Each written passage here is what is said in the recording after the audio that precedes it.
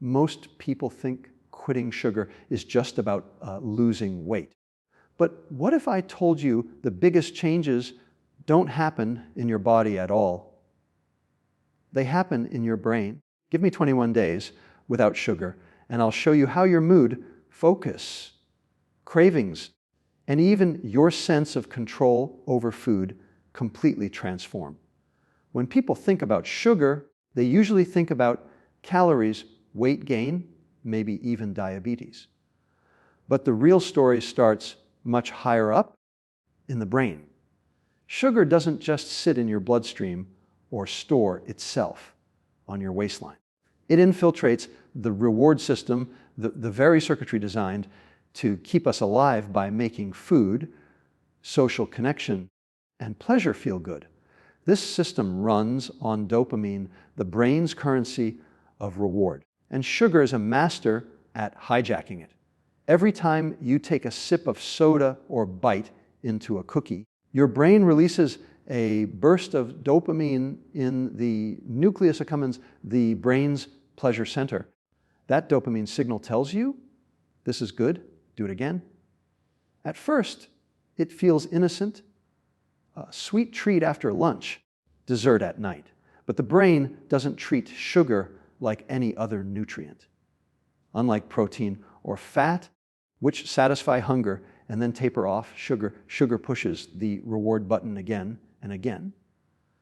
The receptors downregulate, meaning the same cookie tomorrow doesn't give you the same hit. So you need more sugar, more often to get back to that first level of satisfaction. That's tolerance, and it's the first red flag that this isn't just about food, it's about neurochemistry. This is where sugar behaves like an addictive substance. Compare it to nicotine, alcohol, even cocaine. The pathways are eerily similar: an initial dopamine spike, receptor adaptation, tolerance, then craving. Sugar doesn't intoxicate or make you hallucinate, but it does the one thing that ensures you'll come back for more. It rewires motivation. Instead of food being fuel, food becomes a fix. Instead of eating because you're hungry, you're eating because your brain says you need the dopamine rush. Over time, this undermines self-control.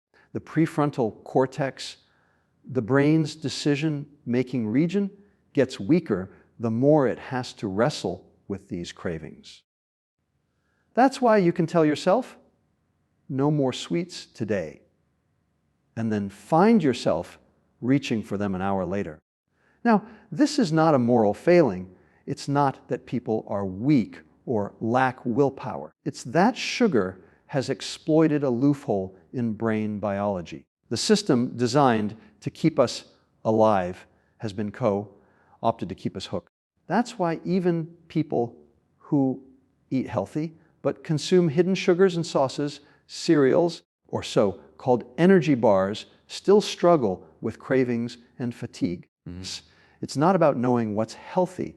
It's about the brain's chemistry being constantly manipulated by something that was never part of our evolutionary design. So when we talk about cutting sugar for 21 days, it's not a diet. It's not about willpower or counting calories.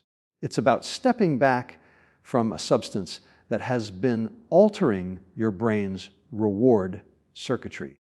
Think of it like resetting the system. Those 21 days are the time it takes for dopamine receptors to recalibrate, for cravings to weaken, for the fog of dependence to lift. The changes you notice in your waistline are just a side effect. The real transformation happens in how your brain processes reward, motivation, and self-control. That's why this challenge is not about deprivation, but about freedom. The first few days without sugar can feel like a storm rolling through your mind and body. People are often surprised at just how intense it can be. Irritability shows up quickly. Little things that never bothered you suddenly feel overwhelming. Mood swings creep in where you feel fine one moment and frustrated the next. Some people get pounding headaches. Others feel foggy or sluggish, like they're moving through mud. It's easy to mistake these signs as proof that you need sugar, when in reality, it's the brain recalibrating after years of being overstimulated. For so long, the brain has been conditioned to expect those regular dopamine hits from sugar. Take that away, and it's almost like pulling the rug out from under a system that got too comfortable. Dopamine receptors, which have been numbed by constant stimulation, are suddenly asked to function without their usual supply. The result is withdrawal. It may not look the same as drugs or alcohol, but the biology is surprisingly similar. The discomfort you feel isn't weakness. It's your brain trying to restore balance, rebuilding sensitivity it lost under the flood of constant sweetness.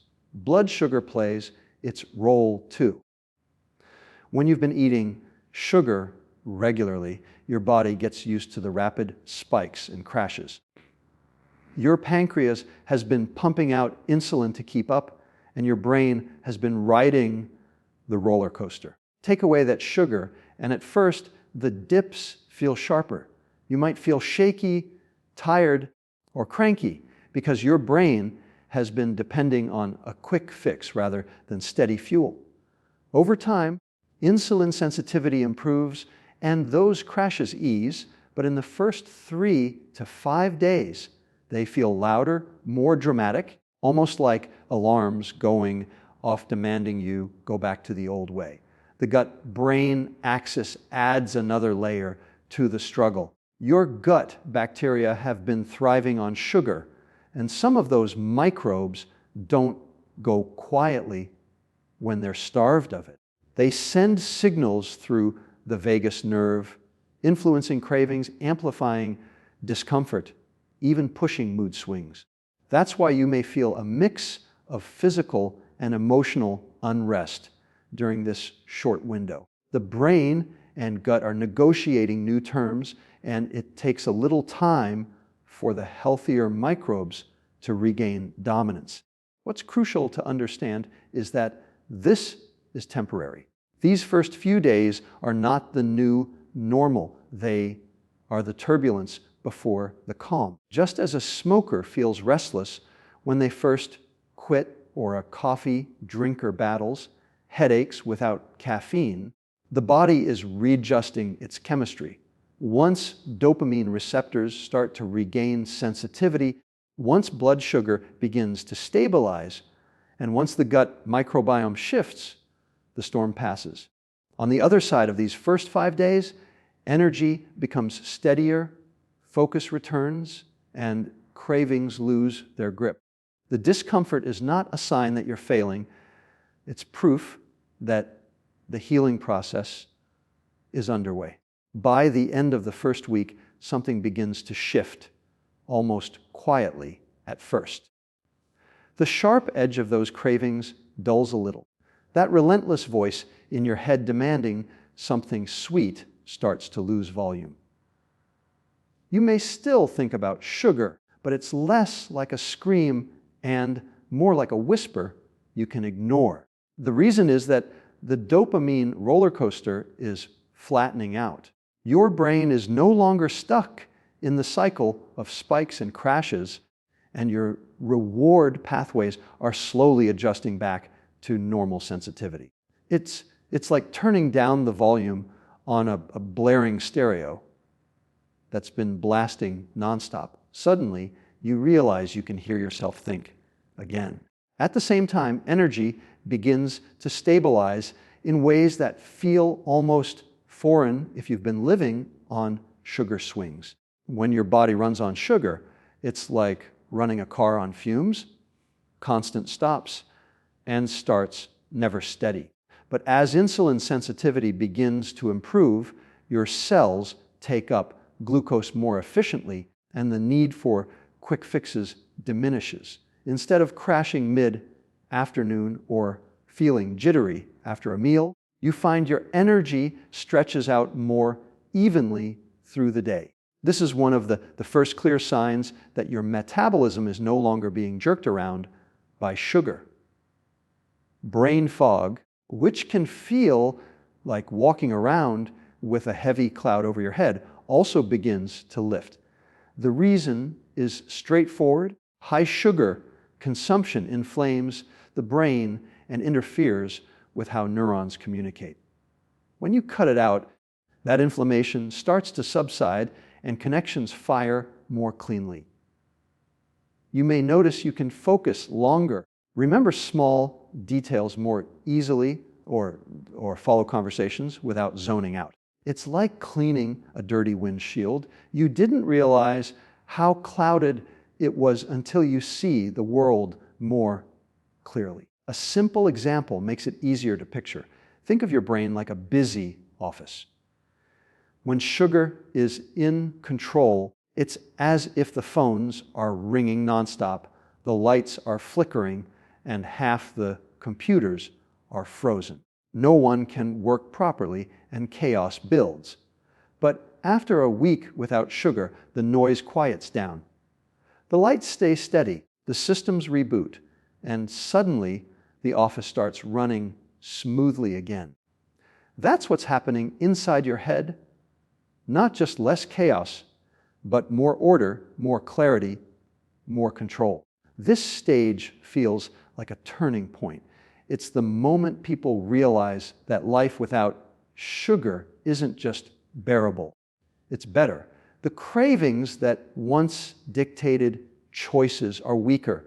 The crashes that once controlled energy are easing, and the fog that once clouded thought is lifting.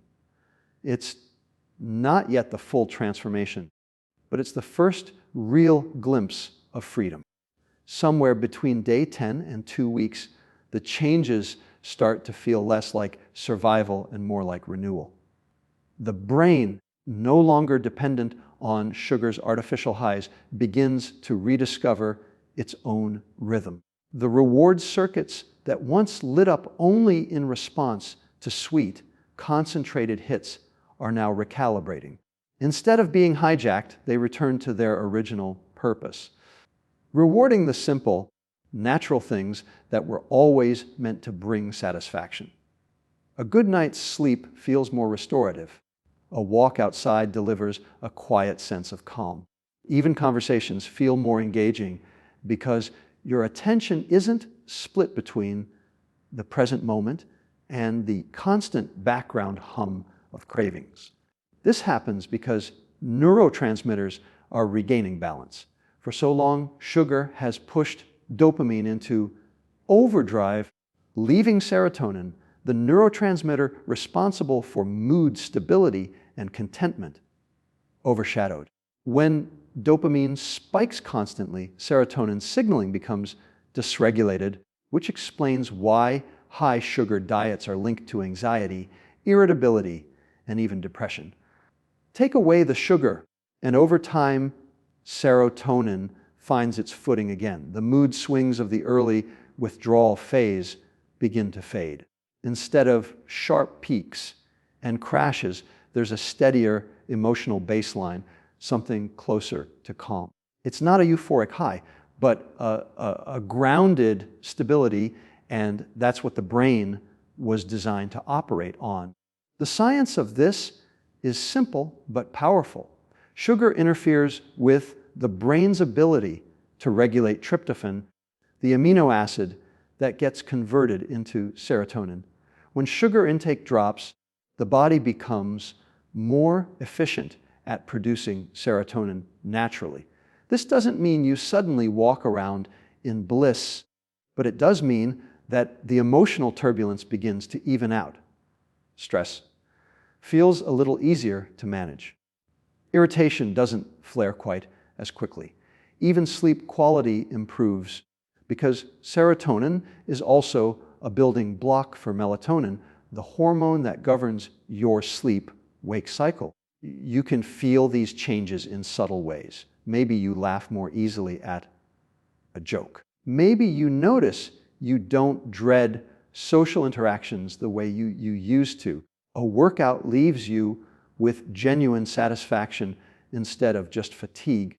These are signs that the brain's reward circuits are no longer being monopolized by sugar.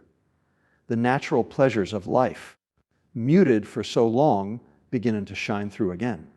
It's almost as if someone turned the contrast back up on the picture, and the dullness starts to fade. This stage is important because it proves that cutting sugar isn't about deprivation, it's about restoration. The absence of sugar doesn't leave you empty. It clears the space for balance to return. Dopamine signals normalized serotonin rises to meet it, and together they create a foundation of mental stability that sugar could never provide. It's not just a change in chemistry, it's a change in how you experience the world, one that becomes more noticeable the longer sugar stays out of the picture. By the second week without sugar, many people start noticing something they hadn't expected. It's not just about fewer cravings or steadier energy anymore. It's about how clearly they can think. The haze that used to make it hard to focus begins to lift, and suddenly tasks that once felt scattered or overwhelming come into sharper focus. That shift is happening deep in the hippocampus, the part of the brain responsible for memory, learning, and spatial navigation. This small structure is like the brain's filing cabinet, the place where experiences are processed, stored, and retrieved. Sugar has a way of gumming up the works in this system, and when it's removed, the gears start turning smoothly again. Excess sugar impairs the hippocampus by increasing inflammation and interfering with neurogenesis, the creation of new brain cells. It also floods the area with excess insulin, which disrupts how neurons communicate. That's why high sugar intake is tied to memory lapses, poor learning, and even a greater risk for conditions like Alzheimer's disease. When sugar is pulled out of the daily diet, that pressure begins to ease. Within 2 weeks, the hippocampus is less inflamed, communication between neurons improves, and memory retrieval starts to feel easier. You may notice you can remember where you left your keys, recall a name more quickly, or follow through on a multi-step task without losing track halfway through. Think of it like trying to work at a desk that's been buried under piles of paper, sticky notes, and clutter. Every time you need to find something, you dig and shuffle, wasting time and energy. That's what sugar does to your hippocampus. It clutters the desk. Take sugar away, and it's like clearing the piles and organizing the files. Now, when you need information, you reach straight for it. There's no struggle, no delay, just a smoother flow of thought. Research backs this up. Studies in both animals and humans show that reducing sugar improves memory and learning ability. One experiment compared rats on a high sugar diet with those eating normally. The sugar-fed rats performed significantly worse on maze tests, showing that their hippocampus was impaired. But once sugar was removed, performance improved, suggesting that the brain has a remarkable capacity to heal when it's given the chance. Humans report a similar effect. After just a couple of weeks without sugar, many describe feeling sharper at work, more engaged in conversations, and less prone to mental blanks. The effect isn't only about memory. Focus sharpens too. Without sugar constantly spiking and crashing blood glucose, the brain gets a steady fuel supply. That consistency means fewer distractions, fewer moments of staring at a task without progress. Learning new skills feels easier because your brain isn't overloaded with noise. The hippocampus thrives on stability, and sugar removal delivers it. It's easy to dismiss forgetfulness or mental clutter as just part of modern life. Too many screens, too little sleep. But sugar quietly amplifies those problems by undermining the very brain structure that keeps our thinking clear. 2 weeks without it is often enough to show that the fog wasn't inevitable, it was induced. The windshield that once seemed permanently dirty can, in fact, be wiped clean, and what lies on the other side is clarity you may not have realized you lost until it returned. By the 3rd week without sugar, something profound happens that often catches people off guard. The emotional roller coaster begins to level out, and stress, which once felt overwhelming, starts to lose its grip. For years, many people have leaned on sugar as a coping mechanism. The cookie after a hard day, the ice cream when things feel heavy, the sweetened coffee to get through a stressful morning. In the moment, it seems like comfort, but beneath the surface sugar is fanning the flames of stress instead of putting them out. When sugar floods the bloodstream, cortisol, the body's main stress hormone, rises. At the same time, dopamine shoots up, giving a temporary high that masks the underlying tension. But when the spike fades, cortisol is still elevated, leaving you more anxious, more restless, and more prone to irritability. This is why comfort eating never truly comforts. It's a trap where sugar temporarily soothes, but ultimately intensifies the very stress it's supposed to relieve. By day 15 to 18, without sugar, the cycle starts to break. Without constant artificial dopamine spikes, the brain begins to regulate stress signals more efficiently. The adrenal glands don't have to pump out as much cortisol, and the nervous system shifts out of fight or flight mode more easily. You notice this not in big dramatic moments, but in the small day-to-day challenges. The traffic jam doesn't set your temper off the way it used to. A difficult email at work doesn't ruin your whole afternoon. Even arguments or disagreements feel less like explosions and more like manageable conversations. This change is not about willpower, it's about chemistry.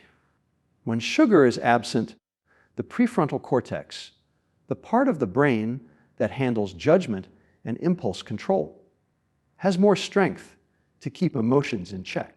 At the same time, serotonin, the neurotransmitter linked with stability and calm, is no longer being disrupted by sugar's interference. Together, this creates a brain environment where stress can be handled, not drowned. The difference can feel like going from a shaky bridge that sways with every step to a solid ground beneath your feet. Life doesn't suddenly remove stressors, but your ability to stand steady against them improves. Instead of needing sugar to mask discomfort, you find yourself capable of actually managing it. That's emotional resilience, the ability to feel stress without being consumed by it, to bend without breaking.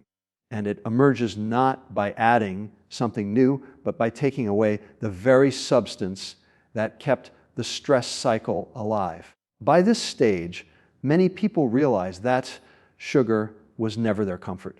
It was a crutch that kept them dependent, amplifying the very emotions they thought it was easing.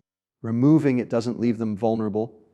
It frees them to experience stress with clarity and to recover from it with strength.